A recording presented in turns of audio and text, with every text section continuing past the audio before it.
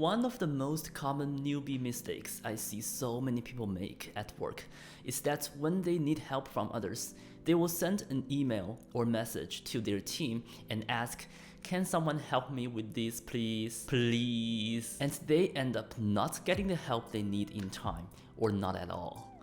In this video, I'll tell you why this is happening and why this phenomenon can actually be used to your advantage. Okay, story time. In 1964, a young woman named Kitty Genovese was brutally attacked and stabbed to death outside of her apartment in New York City. What's shocking about this case was that a lot of people heard her scream or even watched the crime happen from their windows. But no one helped or even caught the police in time. When the killer Winston Moseley was captured, detectives asked him how he dared to attack a woman in front of so many witnesses. His answer was, "I knew they wouldn't do anything.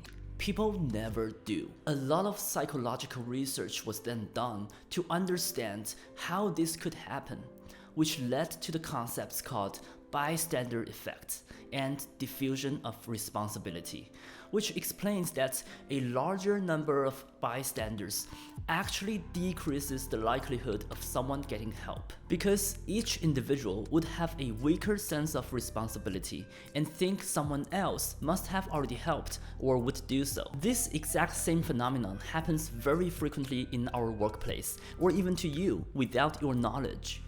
Just think about this. When you ask, "Can someone help me with this problem, please?" how much power does that have compared to someone screaming for their life during a murder? If that couldn't get people to help, how could you? Now you must be asking, so what should I do when I need help? I'll give you 3 tips. 1. Ask an individual to help you, not a group. If you think your problem is something that anyone in your team can help with, then pick someone who's currently available, someone you have talked with before, or just pick someone who looks most active. This can usually get the help you need very quickly. Now here comes the good part. If you are not sure who has the knowledge to help you, then pick an individual that you think knows who can help you and ask him or her to give you a name. This is a lot better than asking in a large group, "Can someone help me, please?" The second tip is very important as well. You need to give people a clear instruction up front on what you expect them to do.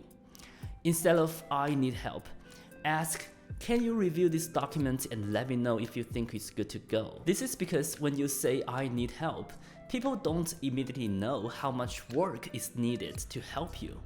Human brains often assume the worst and think it's going to be a lot of work, which would demotivate them from jumping in. When you give clear instructions, it implicitly helps them assess how likely and how easy it would be for them to help you. This last tip is something a lot of people don't know about, but it helps a lot. Always share your expectation on when you need their help. If you need something by the end of the day, then say so. If it's something you don't really need until next week, tell them and remember to remind them next week. This can create the right level of urgency, which helps make things happen. Besides those 3 tips, there is a whole other angle from which you can actually benefit from this phenomenon. When you notice others asking for help in front of a large group, that's a great opportunity for you to demonstrate leadership. Step forward if you can help. That's what leaders do when responsibility is ambiguous. They assume the responsibility. When you help others in such scenarios, they will know that you are reliable. They will trust you and come to you whenever they need support. That makes you a strong leader in the most natural way. Good leaders never call themselves the leader and expect others to follow. They bring clarity when things are ambiguous. They give a hand when others can use the help. They inspire confidence when people don't know what to do. The scenario where someone is asking a group for help creates the perfect opportunity for you to step up and lead. This is how diffusion of responsibility can be used to your advantage. If you found this video helpful, please click the like button so more people can benefit from it. Thank you for watching and see you next time.